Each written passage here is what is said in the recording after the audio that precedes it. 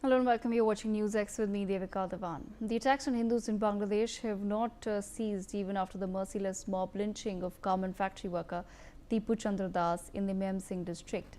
In what may be called a targeted attack, at least 5 houses of Hindu families were set on fire by mobs in the Dumri Tala village of the Pirojpur district. But amid all of this, what we see is quite strange. There is lukewarm coverage by foreign media. From the New York Times to the Guardian, there have been really no articles on the attacks on Hindus in the last 6 days. This includes AP News, Reuters, and Al Jazeera as well. We've seen several Hindu temples and Hindu homes being attacked and demolished for several years in Bangladesh now. But the current situation is quite alarming. The fact that a man was simply set on fire by a mob in Bangladesh, one would assume that this would be enough for the global community to really rise up and demand answers. But why is global media silent? Why are global activists silent? Is this some sort of a toolkit in operation? We take that conversation forward. Ambassador Veena Sikri with us, also Nikhil Chandwani, Joyita Basu and Gautam Mukherjee. Ambassador Sikri, I want to understand from you, ma'am.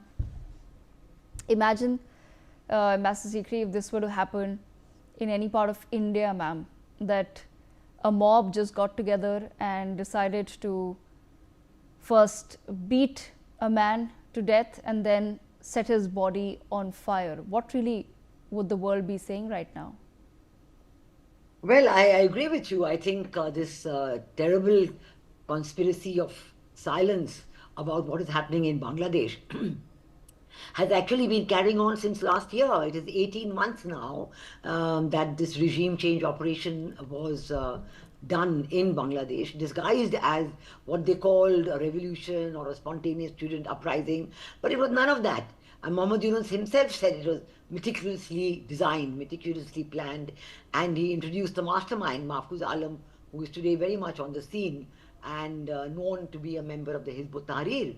So I think right from the very beginning, it is the Jamaat-e-Islami that has been placed in power. It is the Jamaat-e-Islami that is controlling Muhammad Yunus and his group of advisors, and they are just doing what they are told to do. And part of it has been from the very first day that Sheikh Hasina left Bangladesh on the 5th of August, that the attacks have been twofold. One is on all monuments of Sheikh Mujib or anything to do with the Awami League, their buildings, their roads, everything to destroy the memory of the 1971 Liberation War. And the second was the attacks on the minorities. So the Hindus, the Buddhists, the Christians, the Sufis, the Ahmadiyyas, Muslim and non-Muslim minorities attacked mercilessly. And in the Chittagong hill tracks, absolutely, in some places, the people said that even the army has been a party of all this. So I think that, India has to take this up globally and not keep quiet. This has been documented now. There are a lot of details, and even as we speak, you've referred to additional burning of houses, even the case of Amrit Mandal, who was lynched to death, but then it was dismissed as a kind of he was an extortionist. But we all know it's not true. We all know that he was deliberately lynched to death, deliberately killed. This is to instill fear in all the minorities, instill fear in them. Either they should do like the Jamaat-e-Islami tells them to do, or they should leave the country. In fact, the grabbing of property, forcing Hindu and other minority professors and primary school teachers to resign, surrounding them with a mob and resigning. And in Bangladesh, the media has been completely controlled by the Yunus regime and the Jamaat-e-Islami. So even in Bangladesh, these stories are not appearing at all. And because there's a Omerta, a law of silence in Bangladesh, everybody else is also following that and keeping quiet. I think we have to ask questions. I think we should really circulate a lot of the information. The Bangladesh diaspora has done a fair amount of work. They have collected all the information. They're circulating it. They're trying to get people to talk about it. They've taken it to the Human Rights Commission in Geneva and so on. But still, the major newspapers are left totally unmoved. Even a New York Times article on the Dipu Chandra lynching has been, dismissed as absolutely biased and not at all interested in reflecting the true horror of the situation, that approximately approximately 2 crore people, approximately 20 million people are facing in Bangladesh. And they are terrified, they are scared, they can't do anything, they cannot even go to the hospitals because they're being discriminated over there. The children going to school are being discriminated against. So it is really an all-time low in the history of Bangladesh. There's only one other occasion, 1971, we know that the Pakistan army went for these genocidal tactics, and they, raped and lynched and killed and murdered with impunity, and everybody, the intellectuals, the Bengalis of all religions, everybody. And they just wanted to destroy their fighting spirit and, kill them into submission. It didn't work. But after that, even when the War Crime Tribunal was holding its trials in Bangladesh, the judge said this is the only thing that has happened in the world akin to the Holocaust, akin to the Nazi killing of the Jews. This is the event of that magnitude. After 71, the next stage in that fight happened in 2001 when Begum Khalida Zia's government came to power in the elections in 2001, and they went on a 3-month killing spree, targeting all the minorities, telling them that you have voted for Awami League, so we're going to kill you. It was really a shocking incident, and we had taken it up strongly at the time, but it just went on and on for 3 months. But that was 3 months. Now it's 18 months and still continuing and getting worse in terms of depravity, in terms of violence, in terms of humiliation. So I think that it is a real tragedy that this is not being taken up on a bigger level. I think whether it's the UN, whether it's the Human Rights Commission, whether it's the media itself, we have to call them out and tell them, why aren't you taking it up? There should be a global campaign. We should join up with the Bangladeshi diaspora or anyone, because this is a huge attack on humanity. Attacking people for their religion like this, and then you have, people in the West mouthing, all kinds of, words about anything that may happen, say one incident in any corner of India, when our judiciary is so active, civil society is so active, anything which ever happens is taken up by the judiciary, taken up by civil society. Always, you have a solution, you find the culprit, he gets his punishment or her punishment, and so on. So I really think this is a tragedy of the 21st century, which should never be allowed to have happened. And now that it is happening, we should call it out immediately. Okay, all right. Let me, on that note, also bring in Nikhil Chandwani to the conversation. Nikhil, I want to understand from you, is there something suspicious about the silence that we see globally on what's happening in Bangladesh? Jews, no news.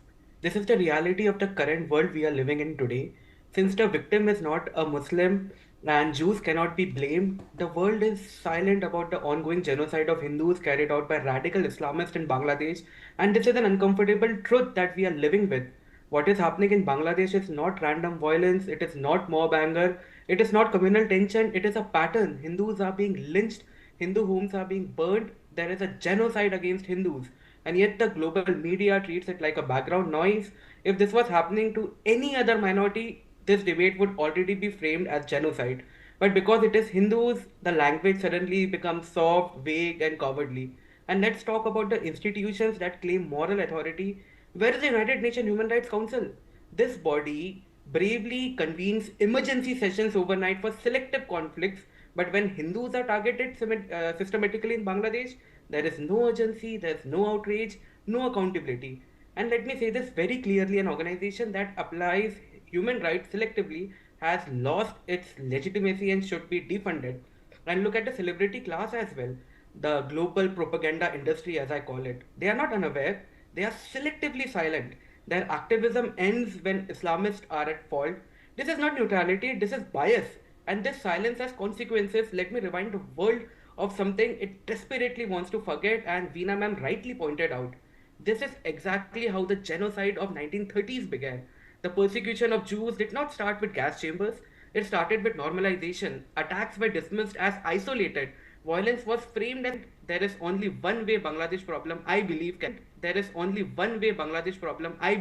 be solved. A partition of Bangladesh and implementation of two-state theory, one for Hindus, Buddhists, tribals and Christians, and one for those bearded jihadists who wants to kill them. Okay, Joyita, bringing you into the conversation as well. Joyita, I want to understand from you, why do you think that there's this silence, and how is it that India can really raise this matter globally? What more can we do?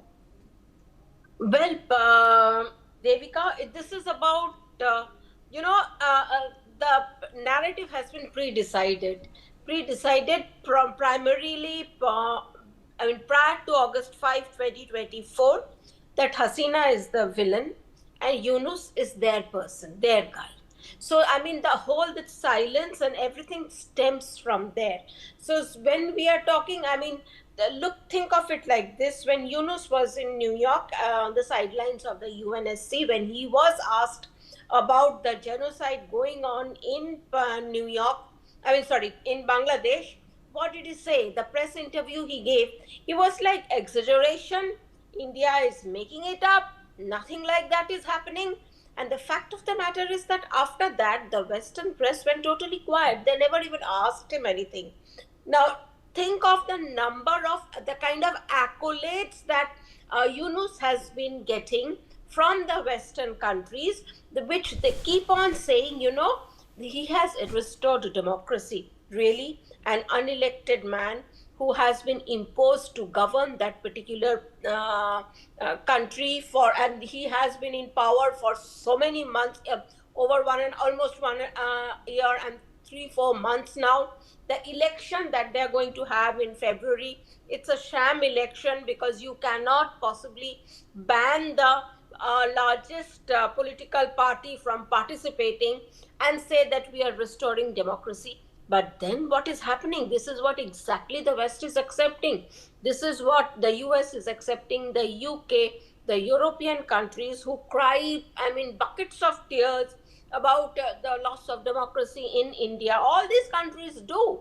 About the state of the minorities, they're all supporting him. He is their man. He is the US establishment's man. They want their footing over here, whether be it because they want to land India in trouble, we do not know that. Whether they want to counter China, I do not want to get into that. But the fact of the matter is that they want him here. In Dhaka. So as a result of which, whatever happens, they are going to turn a blind eye to whatever is going on.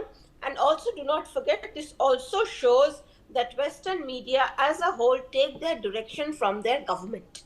And that is the reason why this silence, total silence. So do not expect this to change. They will come with some kind of a trumped up government in Dhaka, and it will be hailed all over the West as, triumph of democracy. So this is sheer hypocrisy, double standards.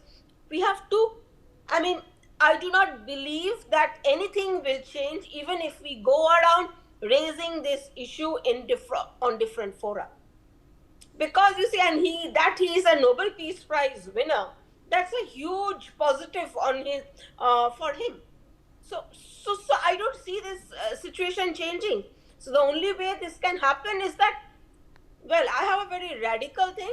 Just starve the lot. Just do a blockade and starve the lot. Do not send anything in. Unless and until these people starve and suffer, nothing will change. Okay.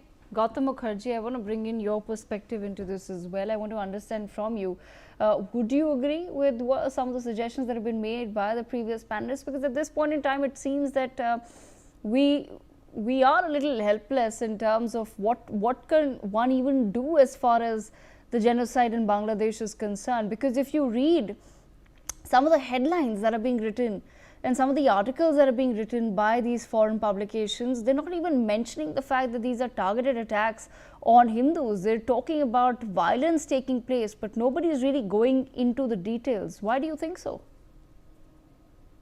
Well, I think the whole coup in Bangladesh, the staged protests and revolution, if you like, which installed the Yunus government and had Sheikh Hasina flee to India, is part of a Western plan to weaken not just Bangladesh and its democracy, but also to weaken India, because India had a very good relationship with Bangladesh under Hasina, and Hasina kept most of the radicals and Islamists under check for many years.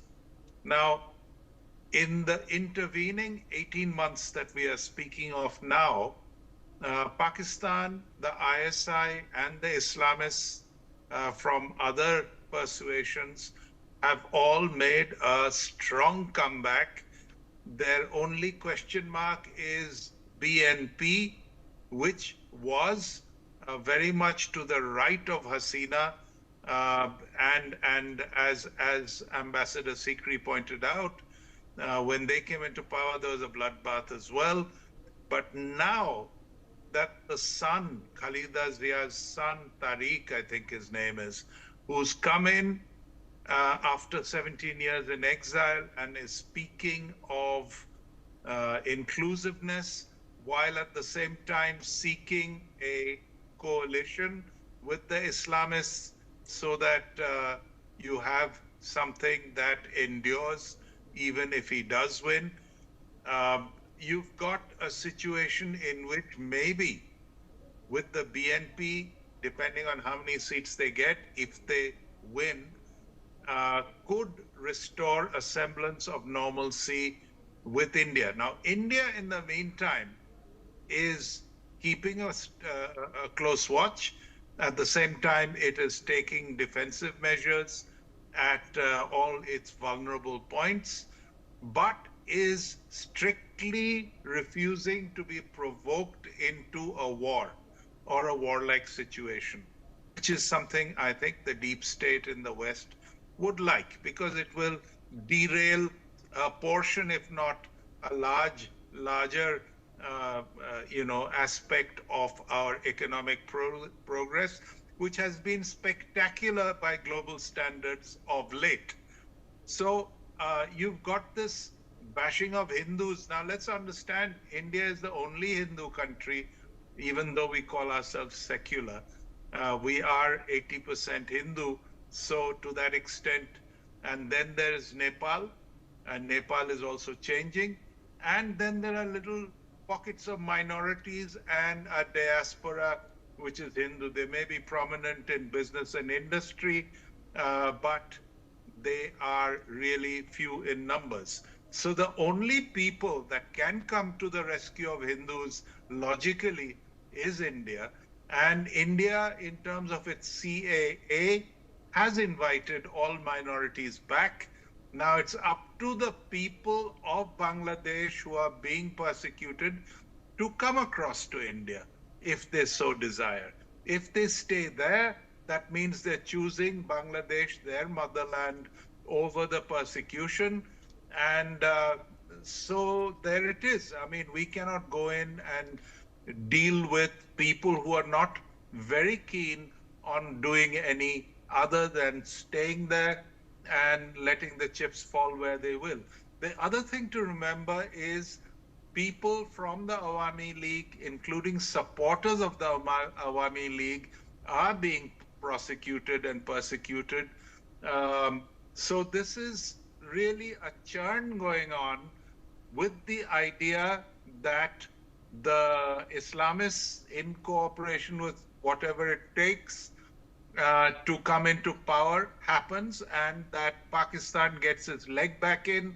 China is watching and waiting to see how it can best exploit the situation.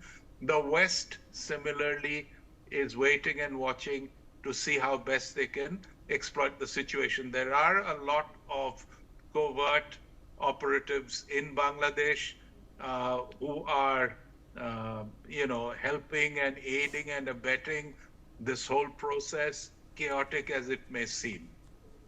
Okay. Back to you.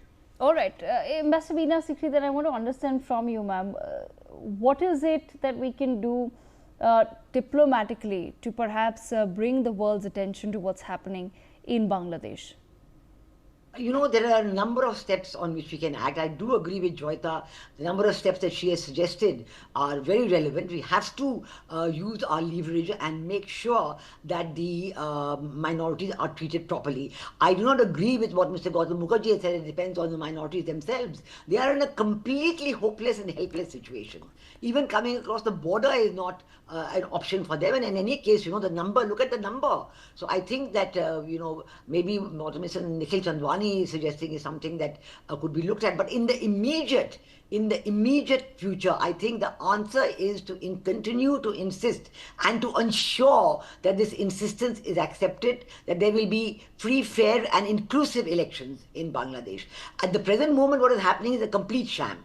Tariq Rahman has not changed his policies or spots at all. He's never said anything to condemn the attacks on the minorities. He just, he just talks in generalities, and he has said nothing that is in favor of a better relationship with India.